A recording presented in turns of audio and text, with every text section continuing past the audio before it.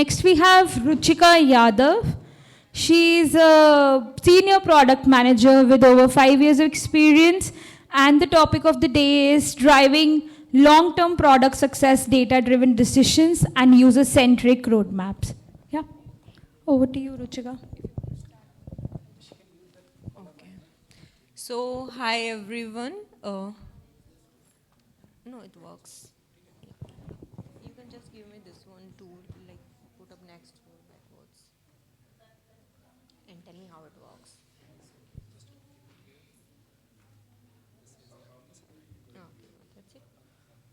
Okay.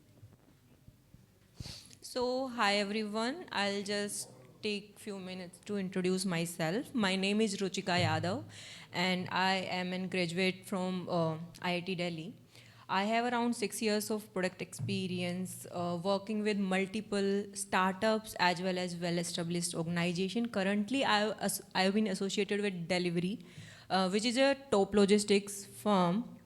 Other than that I come from diverse background जहाँ पे मैंने B2B, B2C एंड B2C में भी काम किया है.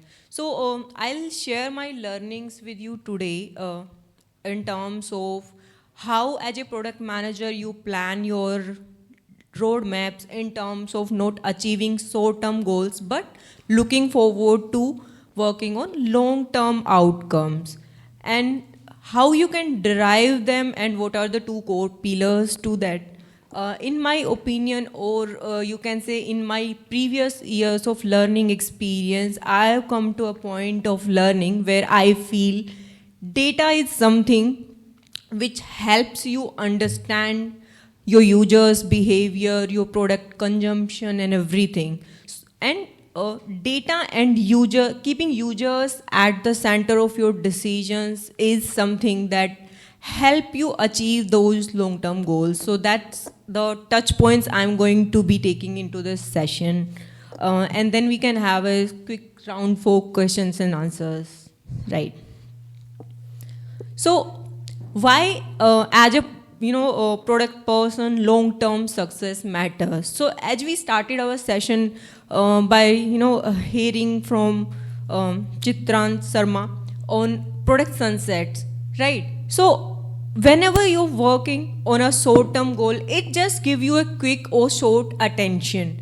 And when you work on long terms, it helps you achieve that loyalty towards your product, which in return help you in multiple ways, you can say, as Anjali also touch point on monetization, recurring revenue, right? So when you are able to hold those customers to your product in the long term, you are able to give them that experience where that echo is happening,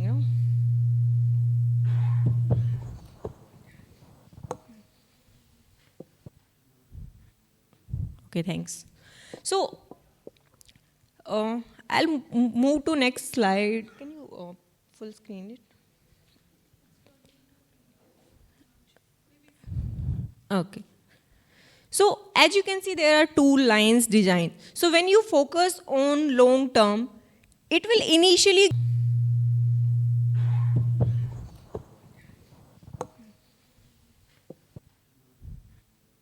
Okay, thanks. So I'll move to next slide. Can you full screen it? Okay. So as you can see, there are two lines designed. So when you focus on long term, it will initially give you a gradual, results, but when you see it in the long term, you will be able to achieve that exponential results in terms of outcome, in terms of revenue. But when you talk about short-term goals and as a product manager, if you focus on the short-term items, it will initially looks as a, higher, increasing outcomes or revenue, but gradually when it, reaches at a point of maturity, it gradually comes down. So, as a product manager or as a professional or any, role you're working at, you should focus on something that will give you long-term revenues and not short-term wins. So, as I talked about, how that decision making happens, like what is a short term win and what is a long term revenue. There are two pillars to any decision making, which is data and users. Data is something that helps you understand the problem, that is the what of the problem. But empathy uncovers the why that thing is happening. For example, when you talk about any problem statement, identification, the initial phase of any product roadmap is identification of the problem. That there can be multiple ways to understand. One can be data, how you can understand the data. So there are multiple aspects of it. You can understand the user's behavior, how the users are interacting with your product and the features that you have been launching, how they are, engaging with them. What are the points where they are dropping off? What is the percentage of conversions at different steps? So if you work precisely on these data, for example, whenever you launch a feature and you see a quick decline in the adoption of that feature, so that problem, that decline, you will be able to help understand with the help of data. Can give you insights on what is the problem.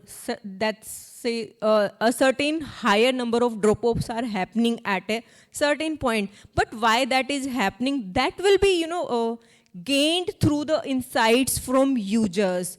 There are different ways to communicate with your users. That completely depends on the kind of products that you are working on with.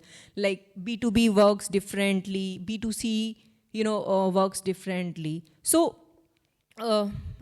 since I have worked on both, so I can give you my insights. Like when you're working on B2B, NPS is something that gives you very good insights. Like NPS, if you all are aware, it's a Net Promoter Score. It is measured from 0 to 10. Like the users are divided into 3 categories, which are promoters, neutrals, and the detractors. So the promoters are one who are most likely to advocate your product and share it with their circle, or you can say that's a mouth-to-mouth marketing or organic marketing you can get from your promoters. And detractors are the one who rate you below 6 out of the scale from 10.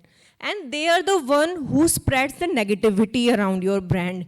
And why we call them a detractor, they don't even, they just not detract themselves or, go away from your product, but they are tend to influence other surrounding peoples as well in terms of decision making, whether to adopt or use your product or not, right? So as a product manager, the focus is on those detractors, how we can understand their pain points and how we can convert them as our promoters by focusing and resolving on their pain points. So that's how it works mostly in B2B. And when we talk about B2C, there can be certain channels. You can go on Play Store, you can have a view of your users, you can float some notification on WhatsApp to collect their feedback, and within your nudges within your application that whether they are liking that feature or not, so that you can get this just quick response from them. So that's how it generally works.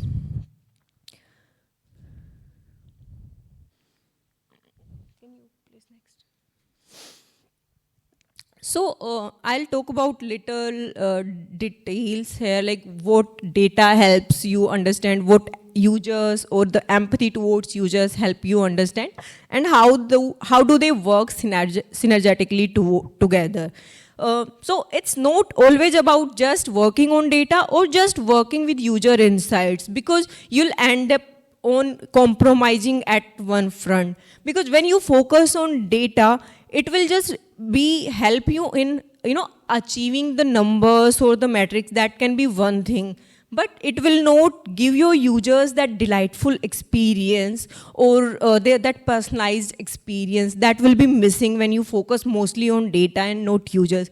But when we talk about empathy, it helps us understand what our users want, how they feel resonated or attached to your product. That's one important aspect in terms of maintaining the users' loyalty and keep them, stick to your product, right?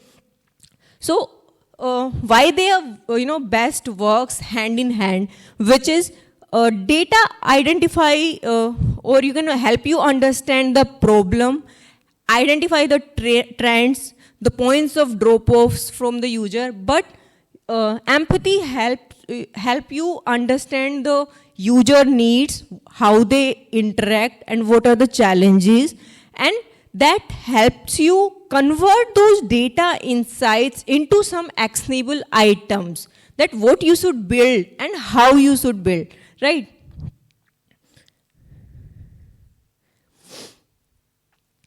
So, since we talk about product management, it's no just one point where you work with data. There are different stages to a product development life cycle.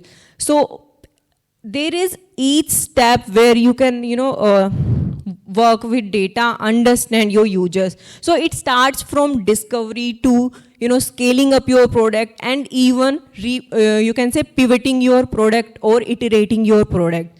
So how you can use data at different phases. At the time of discovery, you can use the data in order to understand the pain points of your user. That can be through surveys, analysis. Helps you that validate the problem statement that you're working with. As mentioned by the previous speaker as well, identifying the problem statement correctly or the pain point correctly is the very important key to building and delivering a successful product. So that's where this data can help you validate your hypothesis. Then works the design. In design, mostly that thing is overlooked sometimes and not taken into consideration when we talk about users. But you can talk about testing your designs or the user experience journeys as well with your users before taking all those efforts. It will save the efforts that you are going to place in. It will save the bandwidth. And let's say if it goes into negative direction and users are not liking it, you'll end up wasting all the effort. So it's good to take those insights, but in real life scenario, that generally do not happen. But that's a good to have thing. At the time of launch, so in B2C, you can see most organizations working on A/B testing. So there are different types of users to our product, and to any problem, to solve any problem, there could be multiple ways. Even one person would have multiple approaches to solve a problem. So that's where A/B testing comes into picture. Like whenever you are solving, you can solve it into a X way as well as a Y way. So that's where A/B testing comes into picture. You give that decision to your users. How are they interacting with both of the features that you have launched, and which one to be, go ahead with or continue with. So the users won't give you a direct feedback in a way there, but the A/B testing will help you understand the engagement, the conversion, and the overall adoption of that feature. So you'll be in a situation where you can, with the help of user insight, you'll be able to make that decision that which design you can say or which user experience to go ahead with. And the last one is at scalability. So it's not only a scalability problem, but I would say ki whenever the product is launched and into the market, understanding the user's behavior and monitoring it regularly is very critical. Since we started the session with sunset problem, that's happened when you are not regularly interacting with your users or your customers and reviewing their inputs. And you yourself be in a situation where you are sitting at a back step and not in line with your current user needs or the changing needs of user with the time. You can say, since digitalization have been a one buzzword in the last, you can say, 10 years, right? Most of the things are, moving from physical to digital. Like e-commerce is something that has, seemed, big boom towards digitalization. So that's where the user needs keep on changing. So you have to continuously be interacting with your customer in order to get their insights and, keep your products up to date. In times, these reviews helps you in a way to pivot your product offerings as well, right? So there could be examples where these pivoting did happen, like Big Baskets example was shared. As a trend, 10 minutes quick commerce emerged into market, but Big Basket is not able to, solve that problem, and hence the business declines there for Big Basket, right? So these things regularly making, these helps you understand the problems which may arrive in future with the help of data trends, adoption, customer engagement. This give you a quick, you can say, recap of what's going to happen with your feature. So that's where you can utilize the data. Other than that, one thing which is very, quick in, product management nowadays is predictive analysis or machine learning.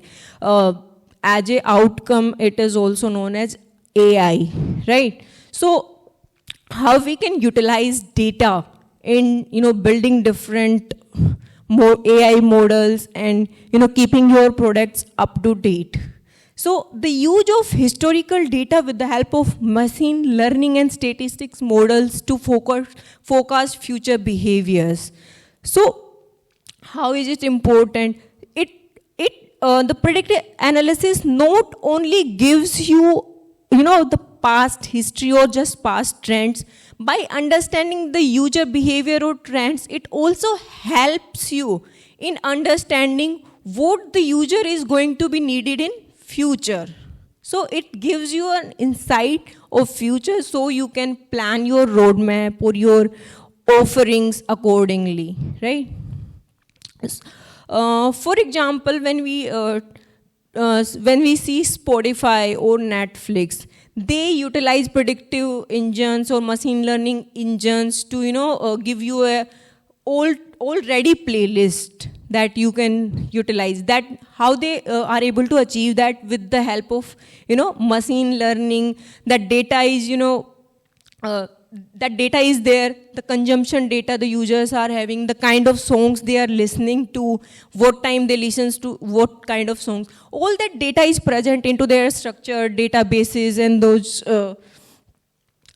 are trained on these data modeling or machine learning systems. The systems are continuously trained so that they are able to predict those trends, that what is the user's behavior. So they will give you a morning playlist separately, they will give you a Aarti playlist separately, they will give you a travel playlist separately if you are on vacation. Like, so these are all able to achieve with the help of machine learning and predictive analysis. Also, there are two things here. One is predictive analytics and prescriptive analysis, how they are different. Predictive analytics is able to give you the forecast of possible outcomes, like what the user can want in future. But prescriptive analytics give you an actionable item. Just like a doctor is prescribing a medicine to you that to cure something. So to achieve those outcomes, prescriptive analysis with the help of artificial intelligence helps you, on specific recommendations or actionable items.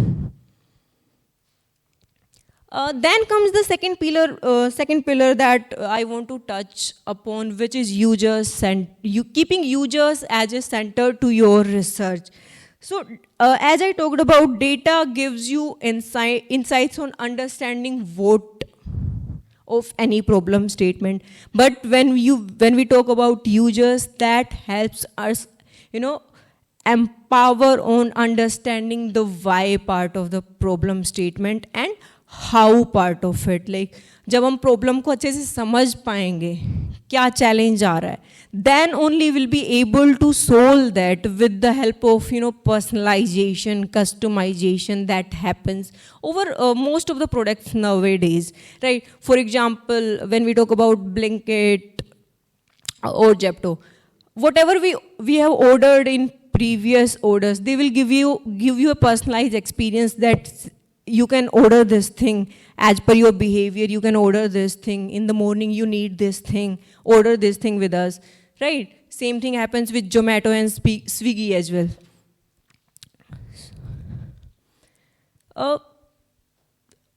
Agile and iterative development in product management is an important aspect. Since we talked about after launch review, or you can say review cycles for our products and users.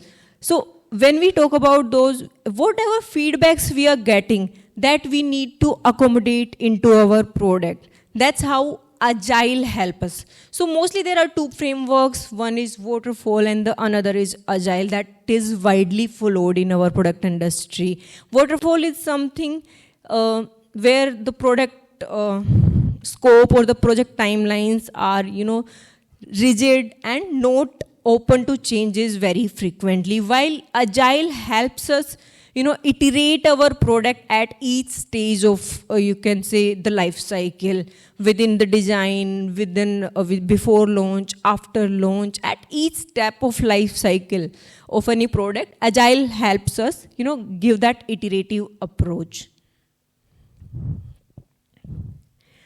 Then comes the prioritization. There can be multiple, you can say, pain points to approach in a product whenever we are working on a product roadmap. So there could be multiple ways to approach that, which one to build and which one to not build. But in my experiences, I have been working on this prioritization framework mostly. I feel it's most easiest and helps me take the decisions very easily. So I generally divide it into two vertical, which is high impact and impact versus effort. So mostly the items who are low effort and going to create high impact, right? They are the most, you can say, quick wins for any product manager.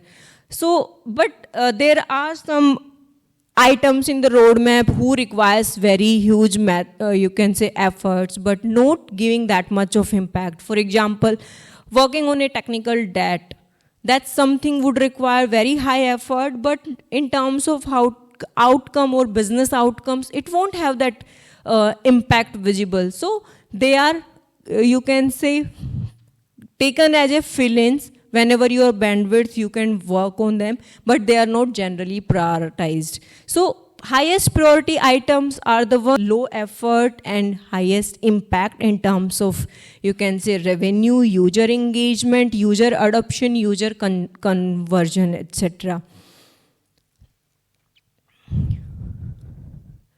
So I think this session has been very boring.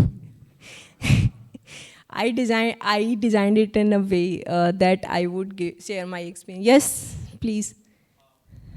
Sure.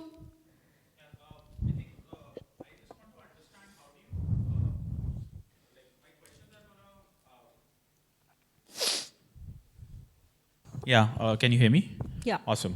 What I'm saying is my questions are going to be primarily around use of data with executives. Okay. Two questions over there.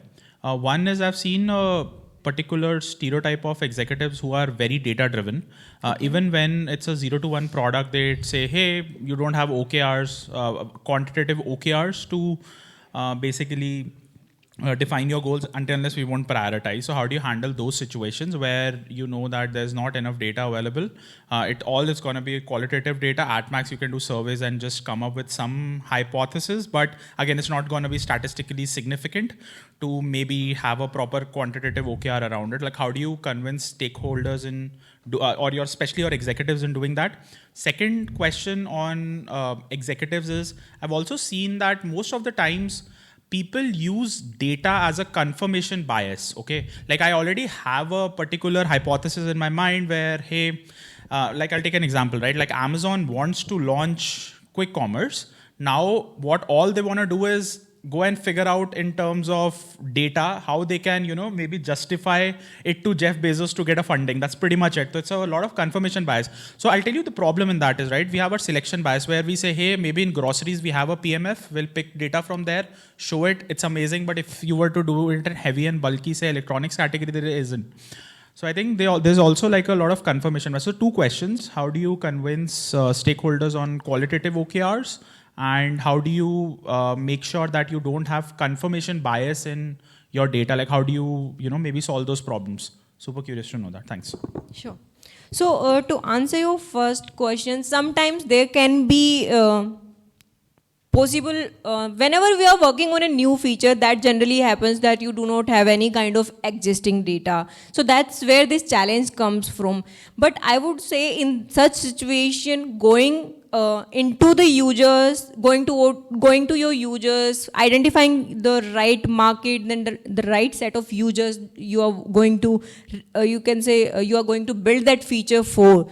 You need to interact with them as in as many possible ways as you can say, and not only rely on qualitative data, and also try to gather some you can say quantifiable data, and that could be achieved with the help of, you can say, floating net promoter scores, floating surveys, having some building some hypothesis and validating it with your users. And if that is also not the that is also not something, then you can get to convince your senior executive. I generally follow this approach where I build a hypothesis, I build a guesstimate around it, I propose a you can say solution or features based on my hypothesis validation and some guesstimates, you can say. Yeah, so I think the only problem with that approach, and I think this is like what I have seen, if my product features align with what an executive's vision is, he's all go, right? He's like, oh, this data is amazing. But if it is not, he just comes with an argument, hey, it is not statistically significant. Because we have a cohort of 1 crore people, we need at least 50,000 users to have a statistically significant data, at least with 95% confidence. So that like just whole argument falls apart. So it's like a chicken and egg. So how would you convince him, because you don't have enough statistically significant data? No, in that way, no, it's not always about internal data or the users' data. You do need to research on market trends as well, and the competitors, your competitors in the market that you have. So that competitor analysis, you can say, or the trends analysis, you would be able to present or validate that data. And if you are a product manager and you are not even able to validate or advocate the solution or you are going to work on, then there is no point to build that at the first place. Forget about the executive validating it. I think we are a bit tight on time, right? So we have to move on. But we have a lunch break coming after this, so then we can discuss. But just in a short answer to you, so your third question is an answer to your second question. Right, when you're talking about, you were talking about the biases, so your third question is actually an answer to that. Right? But we will move on, and then maybe during the lunch we can discuss. Sure. Thank you, guys. Thank you, Ruchika, for really great insights around project and product as well. Okay, so next question is, who has traveled maximum number of countries here? And he or she has to name it.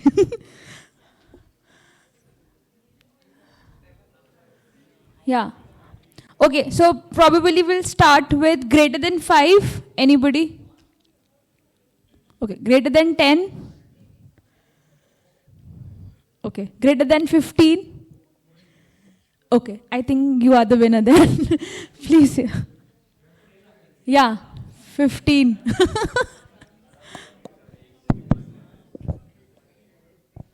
So do you like traveling or is it a purpose travel? No, in my past job, I was looking this export market. I was in the escorts company, so I traveled most of the in the Southeast Asian country, Bangladesh, Sri Lanka, Myanmar, Thailand, Indonesia, Malaysia, Taiwan, Vietnam, China, then Iran, UAE, Qatar, and in Africa is Gabon, Senegal. I think we trust South you. We Africa. trust you. Okay. So, In Europe, UK, Spain, and Germany. awesome. So I think this requires a huge round of applause that he has traveled so many countries in his life. So I would like to invite Ruchika and please sir, hand over this trophy to her. And you deserve a chocolate clearly.